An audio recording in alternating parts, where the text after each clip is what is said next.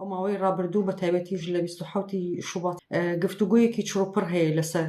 ئینتیگراسیۆن و ئینتیگراسیۆنی دیموکراتی. دەبێت سەرەتاوە بڵێم کە ئینتیگراسیۆن لەگەڵ ئینتیگراسیۆنی دیموکراتی زۆر جیاوازی هەیە. ئینتیگراسیۆن لە زەمینەی هەر وڵاتێکا کە ئەو هاوڵاتیانی ڕووی تێدەکەن بەهۆی کۆچبەریەوە بێیان بەهۆی هەر کێشەیەکەوە بێ، ئەم وشەیە زیاتر بۆ ئەو کەسانی پەنابەر بەکار هاتووە کە لە وڵاتانەی یاساکانی دیموکراتی ئەو وڵاتانە بتوانێت بیانگرێتەوە و بتوانن لەگەڵ یاساکانی ئەو وڵاتانە خۆیان بگونجێنن یان خۆیان ئاوێتە بکەن. بەڵام ئەم پرۆسەیە کە لە 27 شوباتی ساڵی 2024ەوە بە بانگەوازی ئاشتی و کۆمەڵگەی دیموکراتی ڕێبەر ئاپۆ دەستی پێکردووە و بەکارهێنانی وشەیە ئینتیگراسیۆنی دیموکراتی تەواو جیاوازە لەو پرۆسەیە کە پێش باسم کرد. ئینتیگراسیۆنی دیموکراتی لە زەمینەی یا بڵین لە هەلومەرجی بزوتنەوەی ئازادی کوردستاندا کە لە 100 ساڵی ڕابردووە لە ئەنجامی نکۆڵی قڕکردن و پراوێزکردندا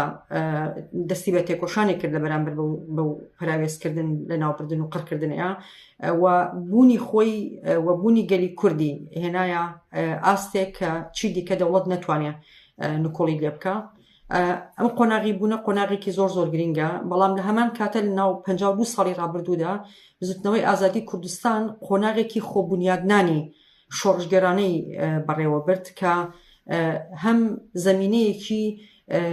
خودوشیاری و هەروەها خودناسی بۆ کۆمەڵگەی کورد فراهەم کرد و تێکۆشانێکی ئازادی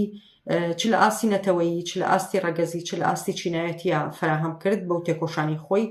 و هەم کێشەکەی زەق کردەوە،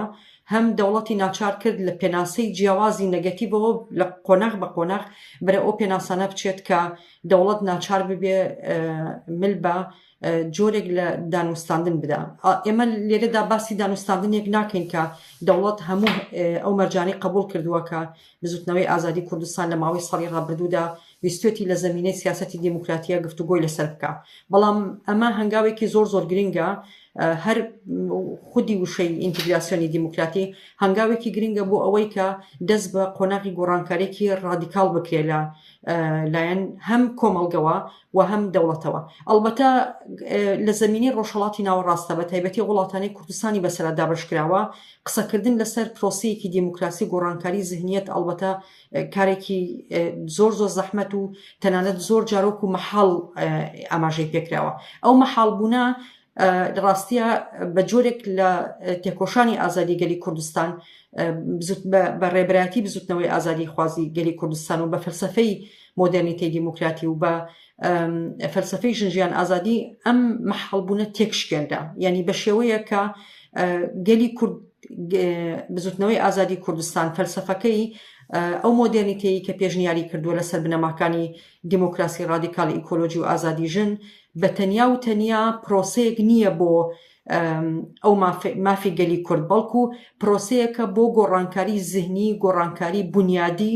لەو دەوڵەتانەی کە کوردستانی بەسەرادا بەشکراوە. مەز بێگومان پێویستی بە استراتیژیەتێک و پێویستی بە عەقڵێکی استراتیژی هەیە بۆ بەڕێوەبردننی ئەو پرۆسەیە. ئەوەی کە لە ئینتیگراسیۆنی دیموکراسیە باز دەکرێ ئەوەیە کە دۆخێکی ئەمری واقع یا دیفاکتۆ بخڵقێنێ، واتە گەلی کورد لەلایەکەوە دەوڵەت ناچار بکە کە زەمینەی حقوقی و یاسایی و سیاسەتی دیموکراتی فراهەم بکە بۆ ئەو پرۆسەیە، و لایەکی دیکەشەوە خودی ئینتیگراسیۆنی دیموکراتی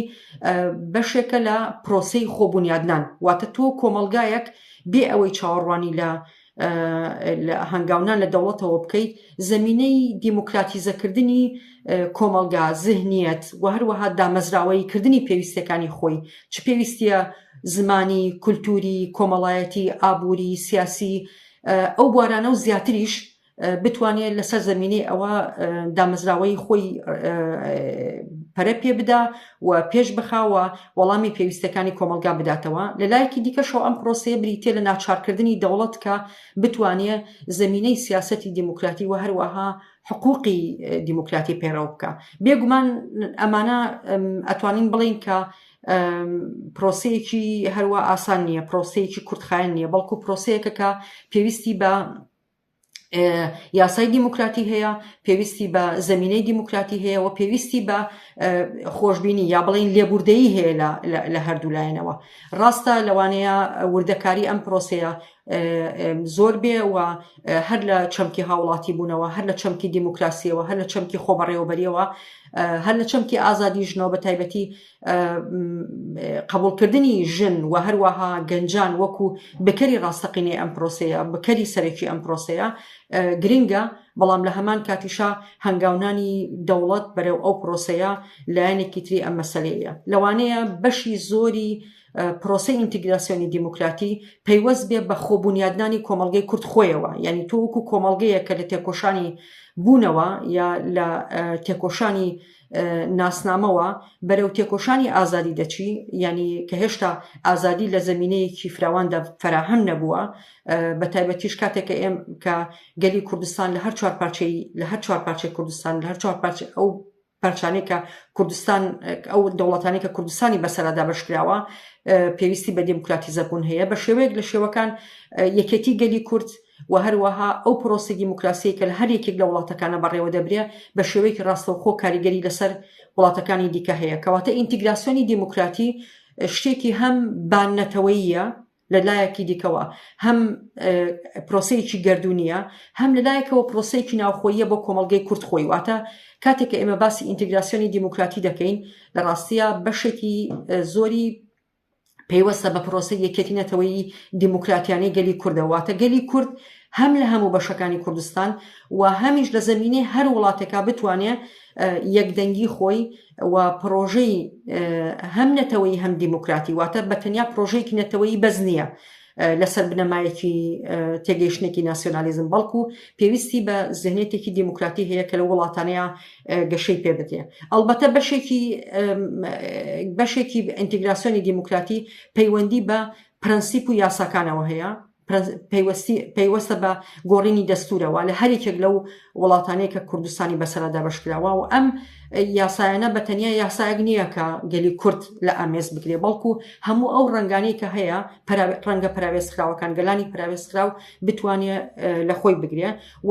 دەتوانین بڵین کە پرۆسەی ئینتیگراسیۆنی دیموکراتی پرۆسەیەکە کە دەتوانێت تاک بە تاکی کۆمەلگا بەشداری پێ بکەواتە بەشداریەکی ڕاستەوخۆی تاک بە تاکی کۆمەلگەیە لە پرۆسەی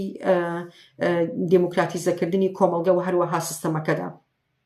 ئەمە تەنیا شتێک نییە بە چاوەڕوانی فراهەم ببێ، بەڵکو بەدەست پێشکەری بە هێنانە مەیدانی ئەو وزەیە کە لە کۆمەلگایە بەهۆی دەسەڵاتداری و پیاوسەلاری و دەوڵەتەوە قەتیسکراوە لە هەمان کاتا خۆڕێخستنی کۆمەلگا لە دەوری هەموو ئەو پێویستیانەی کە بەڕاستی وەڵام دەرەوەی ژیانی ڕۆژانەیانە. بە تایبەتی ئێمە دەتوانین باس لە بواری پەروەردە بکەین، بواری تەندروستی بکەین، بواری ئابووری بکەین کە ئەوانە بواری زۆر زۆر گرنگن کە بواری ژیانی ڕۆژانەیین و لە هەمان کاتە دیموکراتیزەکردنی خودی ئەو دەستگا و دامەزراوانەی کە ڕێگر بوون لە بەردەمی پرۆسەی ئینتیگراسیۆنی دیموکراتیە. واتە ئەگەر بە نمونەیەکی زۆر زۆر کورد بڵێم، کاتی ڕێبەر ئاپۆ دەستی بە تێکۆشانی ئازادی گەلی کورد کرد و دەستی بە سەرپێخستنی بزوتنەوەکە کرد، ئاماژەی بە خاڵێکی زۆر زۆر گرنگ کرد، ئەویش ئەوەیە کە لە کۆمەڵگەیەک کە لە نێو خۆیان دیموکراتیک نەبێ، کۆمەڵگەیەک کە کێشەی ذهنیەتی پیاوسالاری و عقلیەتی نەریتیانەی ژنی هەبێ، ممکن نیە لەو کۆمەلگایە بتوانێت شۆڕشێکی دیموکراتیانەوە و شۆڕشی ناسنامەوە شۆڕشی بوون سەر پێ بخرێ. لەبەرەوە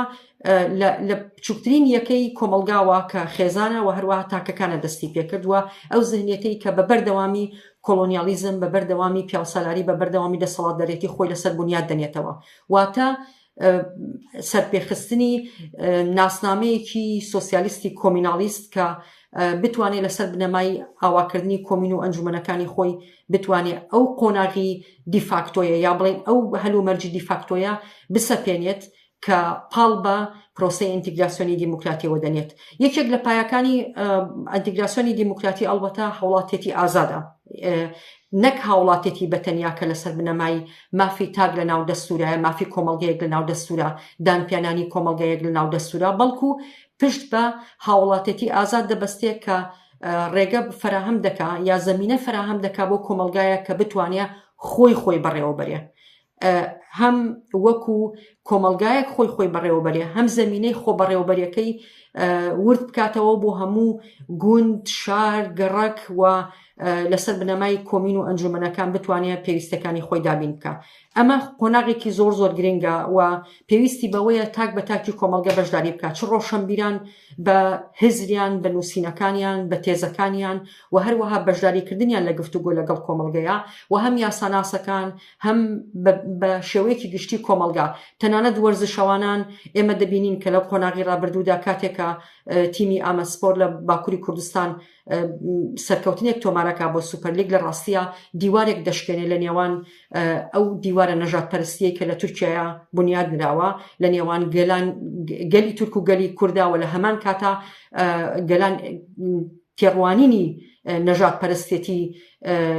تورک لە بەرامبەر بە گەلانی دیکە و ڕەنگەکانی دیکە دەتوانێت هونەر سپۆر وێژە زۆر بواری دیکە دەتوانێت ڕۆڵ ببینێ لە قۆناغی ئینتیگراسیۆنی دیموکراتی ئەوە ئەمە پێویستی بە ئیرادەیەکی تۆکمەی خۆجێیی خۆبەڕێوەبەری کۆمەلگا هەیە کە قۆناغێکی ڕاستە هێواشە ڕاستە درێژە بەڵام قۆناغێکی تۆکمەیە بۆ بەرەنگاربوونەوەی ئەو شەڕ و ناکۆکی و ململانیانەی کە هێزی لەبەر ڕۆژهەڵاتی ناوەڕاست بڕیوە و هێزی لە بەر گەلانی ڕۆژهەڵاتی ناوەڕاست بڕیوە. لەبەرەوە ئینتیگراسیۆنی دیموکراتی چارەسەریەکی بنەڕەتیە بۆ کێشەکان و هەروەها خاوکردنەوەی ئەو دەمارگیریەیە کە لە نێوان ئەتنیکەکانە لە نێوان مەسەبەکانە لە نێوان ئاینەکانە هەیەەوە زەمینەیەک فراهەم دەکا کە لە ڕاستیە وەکو زەمینەیەکی سێهەمین دوور لە نەژاد پەرستێتی دوور لە ئاینگەرێتی دوور لە ڕەگەزگەرایی کۆمەڵایەتی و هەڵاواردنی بەرامبەر بە ژن ئەنجام دوور لەو زێنیەتانە دەتوانێت زێنێتێکی دیموکراتیانە بنیاد بنرێ. وردەکاری ئەنتیگراسیۆنی دیموکراتی زۆرە من لێرەیە ناچمە ناو هەموو دانە بە دانە چۆنی فراهەم بکرێ بەڵام قبولکردنی ئیرادەی ژن لە پرۆسی ئینتیگراسیۆنی دیموکراتیە زۆر گرنگە کە وەکو بکەرێکی سیاسی بکەرێکی کۆمەڵایەتی چالاک لە پرۆسی ئینتیگراسیۆنی دیموکراتیە پەرە بسەنێ. واوەتر لە زێنێتێکی کە لە فێمینیزمە هەیە تەنیا بە بەرەیەکی ژنانەوە بەڕەخنەکردن لە زێنێتی پیاوسالاری خۆی سنووردار دەکا پێشەنگایەتی ژنان لە پرۆسی ئینتیگراسیۆنی دیموکراتیە بە تەواوی پەل دەهاویژێ بۆ گۆڕانکاری زێنیەت لە هەموو تاکەکانی کۆمەلگایە لە هەموو کۆمەلگەکانە و بە تایبەتی لە کەسایەتی پیاودا. لەبەرەوە ئینتیگراسیۆنی دیموکراتی دەتوانێت تا ئەو ئاستا گۆڕانکاری لە کۆمەلگایە دروست بکات کە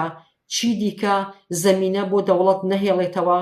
کە گەمە بە ئیرادەی گەلان بکاوە ناکۆشەکانی نێوان گەلان مەسەب و ئاینەکان قوڵتر بکاتەوە و هێزی هەژمونی نێونەتەوەی بتوانێت لەسەر ئەم زەمینەیە خۆی بەڕێوە ببا خۆی بژێنێ. بۆ ئەوەش ئینتیگراسیۆنی دیموکراتی دەکرێت تاکە چارەسەری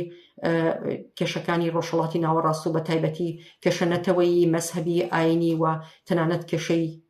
سەکسیزم لە ڕۆژهەڵاتی ناوەڕاستدا بکە.